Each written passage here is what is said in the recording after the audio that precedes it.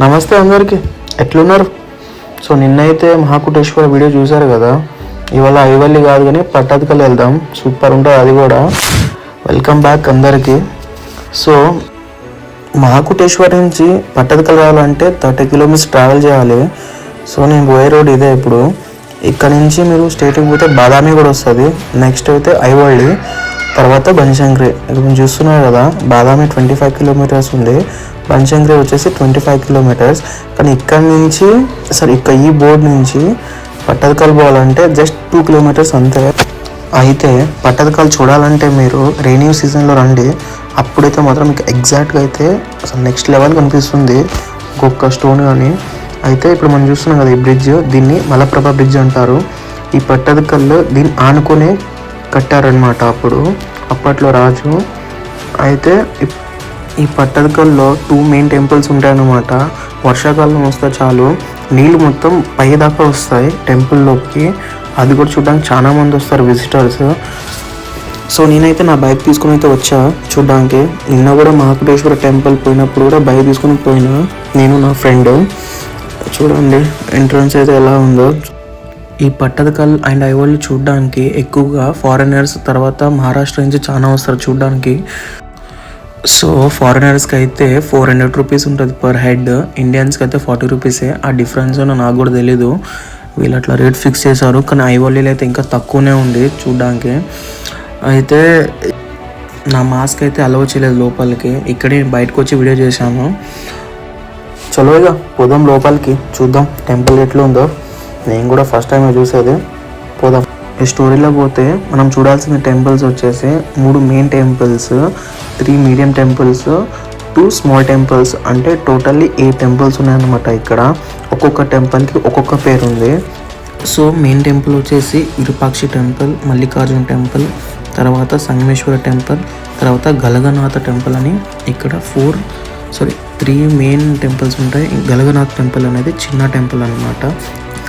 ఇప్పుడు మనం చూస్తున్నది కడసిద్ధేశ్వర టెంపుల్ అనేది ఈ టెంపుల్ పేరు. ఇక్కడ కూడా శివలింగమే ఉంటుంది. ఆల్మోస్ట్ ఆల్ ఇక్కడ అన్ని టెంపుల్స్కి ఉండేది కామన్గా శివలింగమే. లోపలికి వెళ్తుంటే సూపర్ కూల్ ఉంది. అయితే ఈ టెంపుల్కి గోపురం అనేది లేదు, ఎందుకంటే అప్పుడున్న మొఘల్ ఎంపైర్స్ ఈ టెంపుల్ని చాలా వరకు కొలాప్స్ చేశారనమాట. అయితే ఈ టెంపుల్కి ఎన్ని మెయిన్ డోర్స్ ఉన్నాయి కదా, అన్ని డోర్స్కి సింగిల్ స్టోన్ యూజ్ చేశారనమాట. అంటే 3-4 స్టోన్స్ యాడ్ చేసేవని కాదు, సింగిల్ స్టోన్తోనే చేశారు. అయితే ఇప్పుడు లోపల శివలింగం చూస్తే రెడ్ విత్ గ్రీన్ స్టోన్తో చేశారనమాట అప్పట్లో. ఎంత గ్రేట్ ఆర్కిటెక్చర్ కదా అసలు. అయితే ఈ టెంపుల్స్కి పూజ చేయరన్నమాట, ఇంతే ఉంచుతారు. మెయిన్ టెంపుల్స్కి మాత్రమే పూజ చేస్తారు. ఇప్పుడు మన రైట్ సైడ్లో ఉంది కదా ఈ టెంపుల్ వచ్చేసేమో సోమేశ్వర టెంపుల్. ఇంకో రైట్ సైడ్లో ఉంది కదా, దీని పేరు వచ్చేసి జంబులింగేశ్వర టెంపుల్ అని. ఇది చిన్న టెంపుల్. ఇప్పుడు మనం చూసాం కదా ఈ 2 చిన్న టెంపుల్స్, ఇవి మెయిన్ మిడిల్ టెంపుల్స్ దీని పక్కన ఉన్నవి. అయితే మనం లోపలికి వెళ్దాం. అయితే ఈ గుడికి కూడా పైన గోపురం లేదు, దీన్ని కూడా కొలాప్స్ చేశారనమాట. అంటే ఇక్కడున్న పట్టదకల్లో ఆల్మోస్ట్ ఆల్ ఒక 20% అయితే కొలాప్స్ చేశారు, రిమైనింగ్ 80% అయితే ఇంకా అంతే స్ట్రాంగ్గా ఉంది టెంపుల్ అయితే. అసలు నెక్స్ట్ లెవెల్ ఆర్కిటెక్చర్ అసలు. అది విచిత్రం ఏంటంటే ఎవ్రీ టెంపుల్లో సన్లైట్ అనేది లోపలికి రాదు, అదేందో మరి అసలు ఎలా చేశారేమో ఆ టెంపుల్ని. లోపలికి వెళ్తే మాత్రం అన్ని టెంపుల్లో చీకటే ఉంటుంది, కానీ ఏసీ పనికిరాదబ్బా, అంత కూల్ ఉంటుంది అసలు టెంపుల్ లోపల. అక్కడ టెంపుల్ కనిపిస్తుంది కదా, అది గలగనాథ్ టెంపుల్ అది. అయితే ఈ టెంపుల్ ఉంది కదా సోమేశ్వర టెంపుల్, ఇక్కడ ముందు ఇంకా మంటపం లాంటిది ఉండేదంట అప్పట్లో. కానీ అప్పుడు మొఘల్ ఎంపైర్ చెప్పాను కదా చాలా వరకు నాశనం చేసిన కొడుకులు. అయితే లోపలికి వెళ్తే శివలింగం చూడండి, కింద బేస్ అనేది లేదు మనకి. అయితే ఈ డోర్కి కూడా సింగిల్ స్టోన్తోనే చేశారనమాట మొత్తం. ఈ డోర్కి పైన నటరాజేశ్వరుడు ఉంటాడనమాట, అదే ఎంట్రన్స్. ఇప్పుడు చూస్తే ఈ డోర్ని కూడా సగం నాశనం చేశారు. దీని ముందు కూడా మంటపం కూడా అలానే ఉండే, దాన్ని కూడా నాశనం చేశారు. ఎంత వరస్ట్ కదా వాళ్ళు. అయితే ఈ టెంపుల్ వచ్చేసి చంద్రశేఖర టెంపుల్. సేమ్ దీంట్లో కూడా శివలింగమే ఉంటుంది, కాకపోతే దాంట్లో సగం నరికేశారనమాట శివలింగాన్ని. ఇక్కడ ముందు నందిని కూడా సగం అసలు ఏం లేదు అసలు. ఇంకా చాలా వరకు టెంపుల్స్ చెప్పాను కదా 20% మొత్తం కొలాప్స్ చేసి. అయితే దీని పక్కన ఉన్నది గల్గనాథేశ్వర టెంపుల్.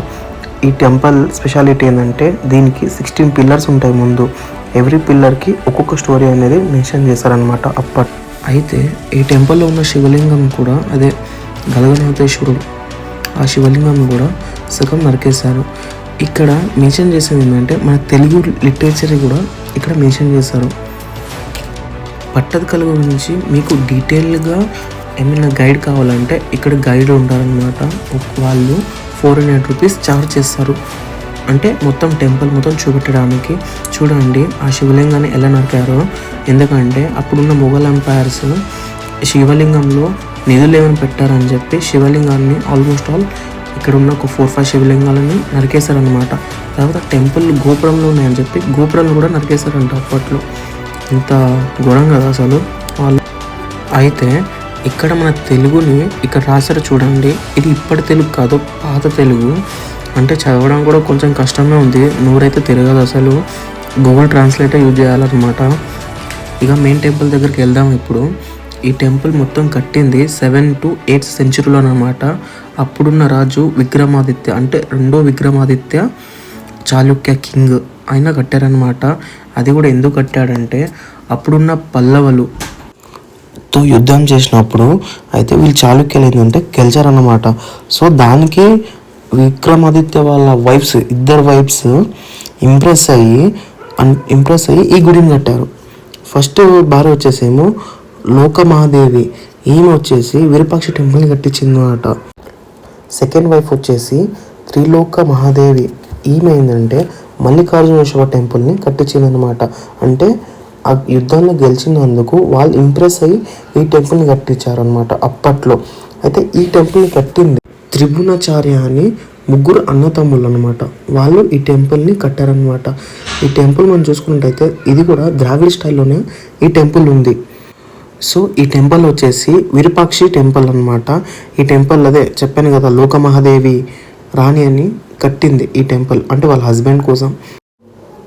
అయితే ఇక లోపలికి వెళ్తే ఈ టెంపుల్ వచ్చేసి విరూపాక్షి టెంపుల్. ఇప్పుడు మనం చూసాం కదా ఎంట్రన్స్ నుంచి, ఇది దానికి కనెక్ట్ అయి ఉంటుంది, మెయిన్ ఎంట్రన్స్ అన్నమాట. ఇది ఫస్ట్ మనం కడసిద్ధేశ్వర టెంపుల్ నుంచి చూసుకొని వచ్చాం కదా, అది అయితే ఇప్పుడు చేసిన ఎంట్రన్స్ అన్నమాట. ఇది మనము వచ్చింది ఇప్పుడు ఫస్ట్లో ఉండే ఎంట్రన్స్ ఇది. అయితే ఇక మెల్ల ముందుకు వెళ్తే మనకి ఇది ఫస్ట్ వచ్చేసి విరూపాక్షి టెంపుల్. ఇది దీని రైట్ సైడ్లో ఉన్నది నంది టెంపుల్, అది చూడండి. ఇది వచ్చేసి నంది టెంపుల్. దీనికి 4 పిల్లర్స్ ఉంటాయి లోపల, చూడడానికి మంటపం లాగా వేసి దాంట్లో నందిని పెట్టారనమాట. ఇది నంది ఉంది కదా, ఇది గ్రీన్ గ్రానైట్ అనమాట. అప్పట్లో వీళ్ళు గ్రీన్ గ్రానైట్ అని ఎలా చేశారో, ఎక్కడి నుంచి తెచ్చారో కూడా తెలియదు అసలు. ఈ గ్రీన్ గ్రానైట్ అనేది ఎక్కువ ఆంధ్రాలో దొరుకుతుంది అనమాట, అనంతపూర్ డిస్టిక్ సైడ్. సో అక్కడి నుంచి స్టోన్ తీసుకొచ్చి ఇక్కడ చేశారంటే అసలు హైలైట్ అసలు అది. ఇంకా ఏంటంటే దీన్ని షేప్ అని ఆ స్మూత్నెస్ అసలు ఏమైనా ఫినిషింగ్ ఇచ్చారంటే అసలు నెక్స్ట్ లెవెల్ అబ్బా వాళ్ళు.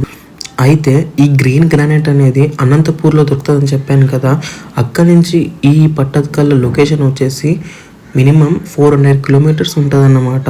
అక్కడ అంత డిస్టెన్స్ నుంచి వీళ్ళు తీసుకొచ్చారు, గ్రానైట్ని తీసుకొచ్చి ఇక్కడ చేశారు. సో నేను ఫస్ట్లో చెప్పాను కదా, ఓన్లీ ఈ విరూపాక్ష టెంపుల్ అండ్ మల్లికార్జున టెంపుల్కి మాత్రమే పూజ చేస్తారు, మిగతా ఏ గుడికి పూజ చేయరన్నమాట. ఎందుకో ఏమో మరి, వాళ్ళని అడిగితేమో మాకు తెలియదు అని చెప్పారు వాళ్ళు. సో ఇప్పుడు మనం పోయినాం కదా, ఇది చూసాం కదా, ఇదేమో నంది టెంపుల్. దీని రైట్ సైడ్ వచ్చేసి విరూపాక్షి టెంపుల్. ఇప్పుడు దాంట్లో వెళ్దాం, అదైతే ఇంకా అవసరం తెలుసు అసలు. సో నేను వీడియో షూట్ చేస్తుంటే అందరూ నన్ను విచిత్రంగా చూస్తున్నారు. ఇక్కడికి తెలుగు వాళ్ళు కూడా వచ్చారన్నమాట, ఒక 2-3 పర్సన్స్ అయితే నేను చూశాను. సో ఎంట్రన్స్కి వచ్చినట్టయితే ఇక్కడ ఉన్నది కుబేరుడు అన్నమాట 2 సైడ్లో. సో ఆయన చేతులు ఉంది కదా, అది వచ్చేసేమో శంకర్ నిధి అంటారన్నమాట. ఇటు రైట్ సైడ్ వచ్చేసేమో పద్మ నిధి అన్నమాట ఆయన చేతిలో ఉన్నది. ఇక్కడ ఈ పైన ఉంది కదా సూర్యదేవుడు, ఆ స్ట్రక్చర్ అనేది చేశారనమాట పైన. ఇప్పుడు మనం చూస్తున్నాం కదా, ఈ పిల్లర్స్ 18 పిల్లర్స్ ఉంటాయి లోపల టోటల్గా. ఒక్కొక్క పిల్లర్ మీద ఒక్కొక్క స్టోరీ ఉందన్నమాట, ఎన్క్రిప్ట్ చేశారు ఒక్కొక్క స్టోరీని. అయితే నేను చెప్పాను కదా 18 పిల్లర్స్కి 18 స్టోరీస్ ఉన్నాయని, ఒక్కొక్క పిల్లర్కి ఒక్కొక్క స్టోరీ అన్నమాట. నేనైతే చూశాను, ఒక పిల్లర్కి రామాయణం, ఇంకో పిల్లర్కి మహాభారతం, ఇంకో పిల్లర్కి అయితే ఏకంగా భగవద్గీతని ఎంక్రిప్ట్ చేశారు, ఇంకో దాంట్లో పంచతంత్రం, ఇంకో దాంట్లో త్రేతాయుగ దాన్ని కూడా ఎంక్రిప్ట్ చేశారు అప్పట్లో. సో ఇది విరూపాక్ష టెంపుల్ అనమాట. అంటే ఇక్కడ ఉన్న కూడా యాజ్ ఇట్ ఈస్ శివుడే, కానీ వాళ్ళు పెట్టుకుంది విరూపాక్ష స్వామి అని. సో మీకు ఈ వీడియో లైక్ అయితే మాత్రం లైక్ చేయండి, షేర్ చేయండి ఫ్రెండ్స్. ఆల్మోస్ట్ వాళ్ళు ఎక్కువ సపోర్ట్ చేయండి నాకు. అందరూ చూస్తున్నారు కానీ సబ్స్క్రైబ్ ఎవరు చేయట్లేదు. ఇంకో విషయం ఏంటంటే ఫస్ట్లో చాణక్యులు దీన్ని రూల్ చేసేవాళ్ళు అనమాట ఫస్ట్లో. తర్వాత ఏమి ఓకే, మీకు ఈ వీడియో నచ్చినట్టయితే దీన్ని లైక్ చేయండి, షేర్ చేయండి, తర్వాత కామెంట్ కూడా చేయండి friends. Don't forget this. Okay, let's go, bye.